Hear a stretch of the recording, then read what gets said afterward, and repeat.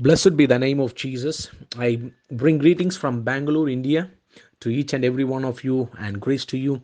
May the Lord bless you, keep you safe wherever you are, even in this pandemic time. I declare that the hands of God protecting you. God is keeping you safe and secure under His wings. I bless God for the wonderful promises God has given, and our God is a promise keeper, and let us thank the Lord. So I'm going to continue with the topic, wife's role in the ministry and how she can be one in the ministry along with her husband. So to begin with, I need to go back and see what we were studying together. I was explaining on the word, the suitable helper or suitable helpmeet.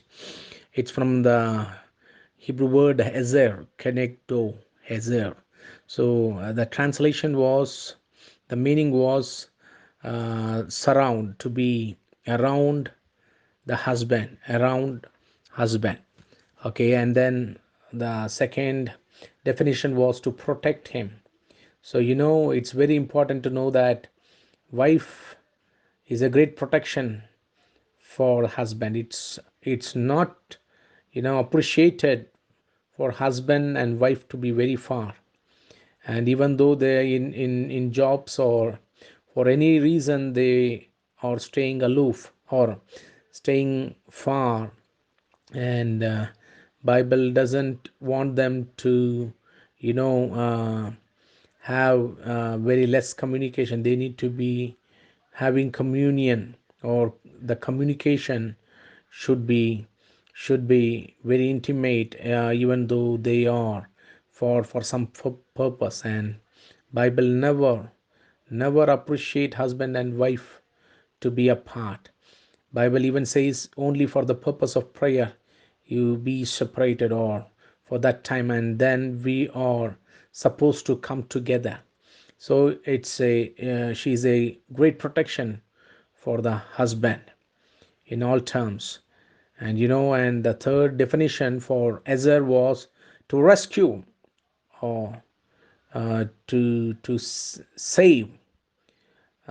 So we had a very good thought on that last time, and the last definition was succor. That means assistance in times of trouble and hardship. So overall, we need to know that a wife has to be around, and she need to be part of all the man is supposed to do in mission and in his life. And she is a great support. She is a great support. That's the reason God has given wife to the husband. And uh, husbands, we need to really check how far we are close to the wife God has given, and how much we are together in the service of God. That we need to really think about. And many times we have a lot of time to speak with the friends, but we take very less time to speak with the partners, the wives God has given us. Well, to continue with, uh, I'm just going to begin with the first family on the surface of the earth. First family. Godly family is the outcome of good relationship with the Lord Himself. It's very important to know. I'm not just talking about having happy family. Godly family is the result of a good relationship with God by both of them. It's very important to know. Very, very important. The first family on the surface of the earth began good. They began good. The beginning was very good. It's not important how you begin. It's important how you are going to make it to the end. It's very important. It's very important, and we need to really think about it. Really think about it. The first family on the surface of the earth, they began good. See, how did they begin good? We need to really think about it. We need to really think about it. See, both individual, man and women, their source and the process, how God made them were very, very different. God made man out of dust, and God built women out of the rib of man. So the material that God used for both of them was very, very different, very different. And the process was also different. How did God create man? God formed him. The word form is kind of squeezing, because God squeezed the dust, clay. It gives the picture of a potter working on the clay. He's shaping it. So that is how God formed man. God shaped him. God shaped him. And when God created women, that's a very, very important word to ponder. It's very, very important word. It's very, you know, uh, very. It's a great word. When God created women, Bible says He built her. He built her, builded her. So that's the word there. Bana, the word bana. God took the rib of man and he built a woman. So God had the process of making. He built her. So that's a very strong word. That's a very strong word. Building a woman. Building. It's kind of engineering work. God builded the women. So when God builded her, he brought her to man. See, the what I am trying to say is the the the way God created both of them was very different from what element they were created, different. And the process and the word God used for making them were very different. That gives us a picture that man and women are very different in their thinking, in the way they react, in their feelings, in the way they do things. They are very different. That's one of the things that both man and women has to know about each other. They need to know each other based upon how they are created.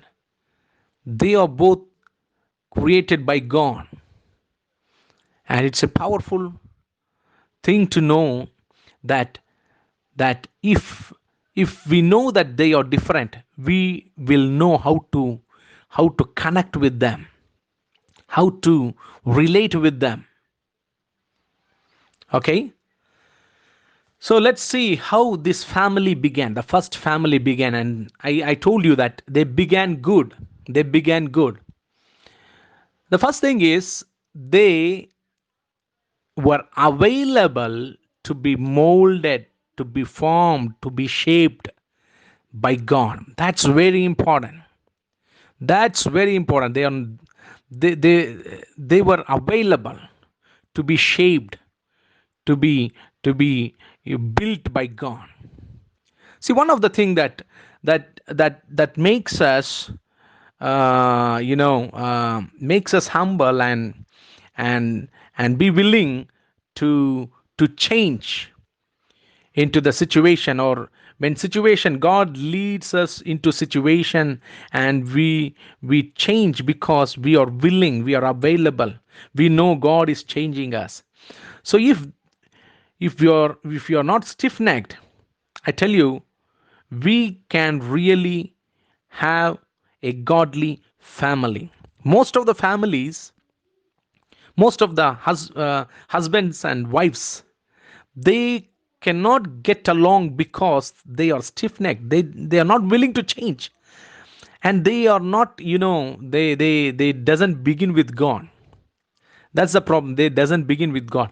This family, whether it is Adam or Eve, they began with God. Before they saw their partner, they saw God.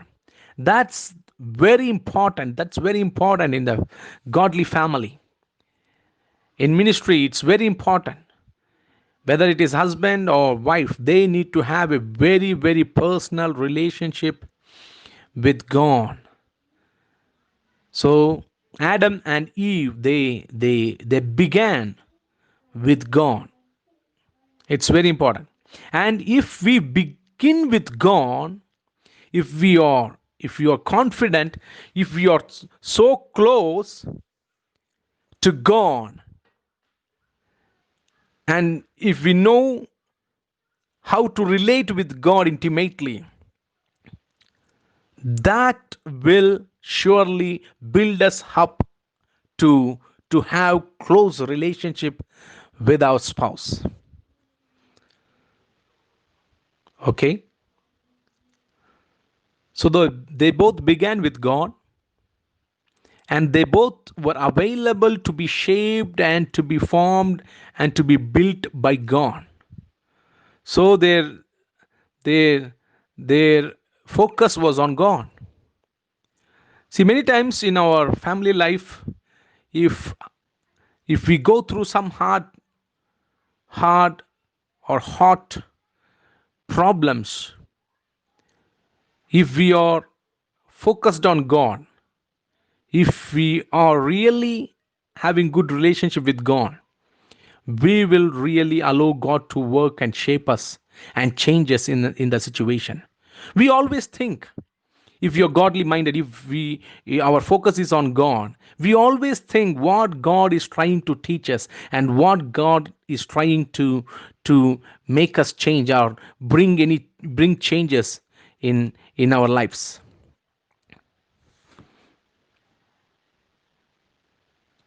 Well, so when they both began with God, they understood how to stay strong with each other.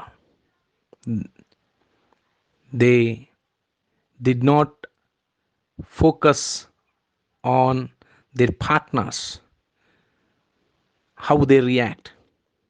They brought it to God. They saw God in everything. And that's the positive thing of the first family. They saw God. They saw God. When they found their source of strength in God, they had the power to relate with each other. Okay, let me bring your attention to one thing. Adam, I have never seen in second chapter of Genesis. Adam did not speak with God. God is speaking with man. God is speaking with man. And we need to really know that he did not speak with God. He heard God. He heard God. Hearing God is so powerful. Hearing God gives us God's consciousness. It gives us confidence. It it it gives us the strength that God is there with us, and and and it gives us courage to go forward.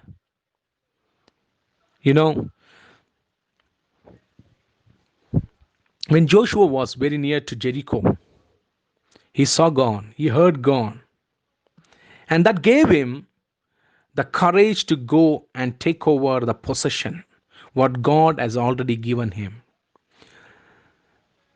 Our life and the strength and how we relate eat to each other in family depends upon how we are confident in our relationship with God. If there is any disorder in our spiritual life, If you're not hearing God, and if there are disorder in spiritual life, uh, I believe that is going to affect with the relationship that we have, whether it is co-workers or wives or friends. So the best way to keep our human relationship strong is to have a stronger relationship with God Himself. See, most of the pastors may be knowing what I'm talking about. If we are if we are having a disorder in our relationship with God, hearing God, and if you are not confident of God's presence in us, maybe because of many other disturbance, that is surely going to affect our relationship in our families. So Adam began hearing God, and that was so courage. That was bringing so much courage into his life.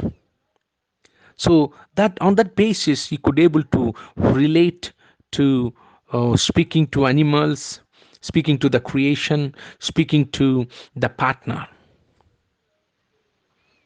Well, because he was strong spiritually, hearing God, spiritually having fellowship with God, he had so confident to speak to the wife whom God has brought before him. Just think about this. When he saw Eve, he began with appreciation.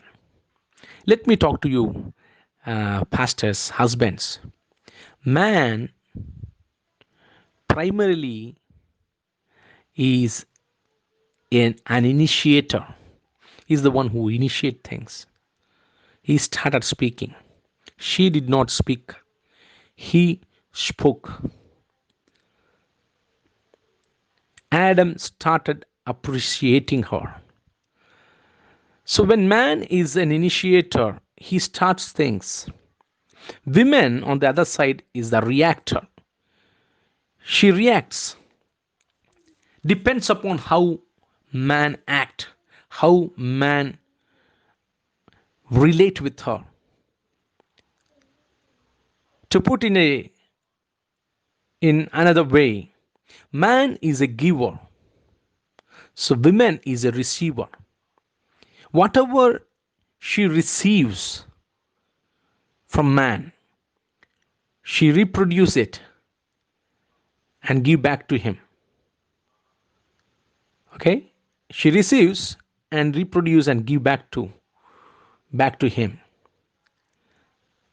Just check with me, think with me, how you relate with women is is is the way that you are going to get it from her.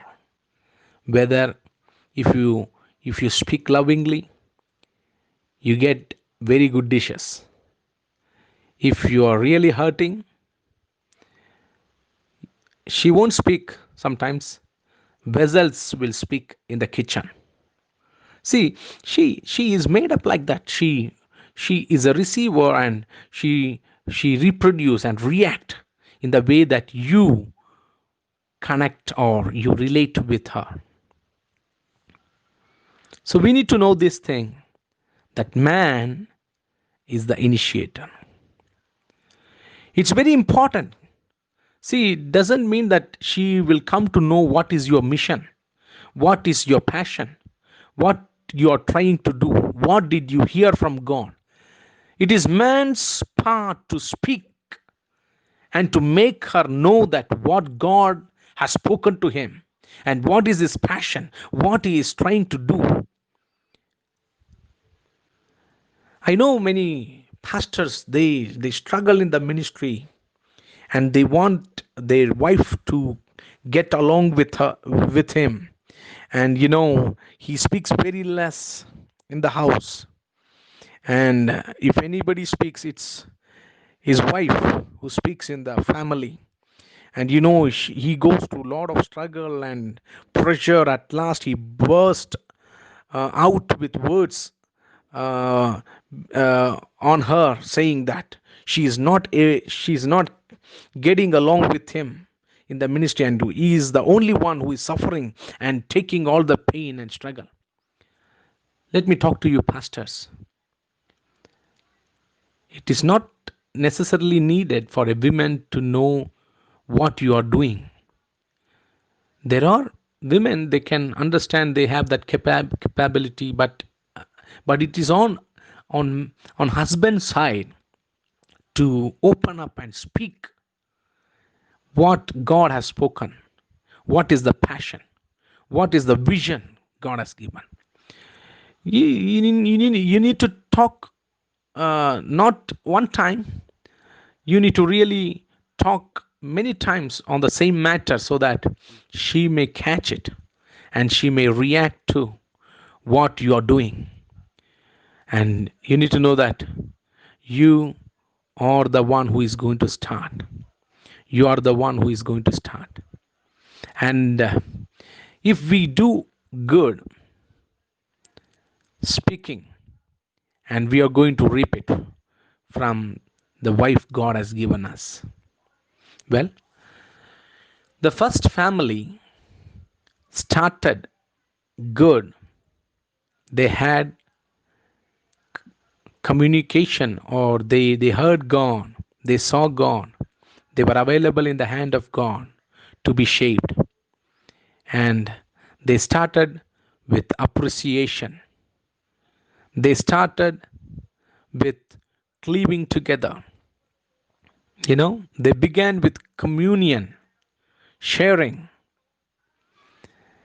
They began with covenant. They began with compliment. Even though these are words, we need to really work on it. We need to take it, bring it to practical life. Nothing will change. No philosophy will change our family life unless we take that word into our life in action, in practical way. If it doesn't go with this, our communion will end in contention. If you're not working on it, if you're not diligent, our covenant life may end up in conflict. If you're not serious in finding the positive side of each other and complementing what the good that we see in each other, we end up in criticism. So our compliments will change to criticism.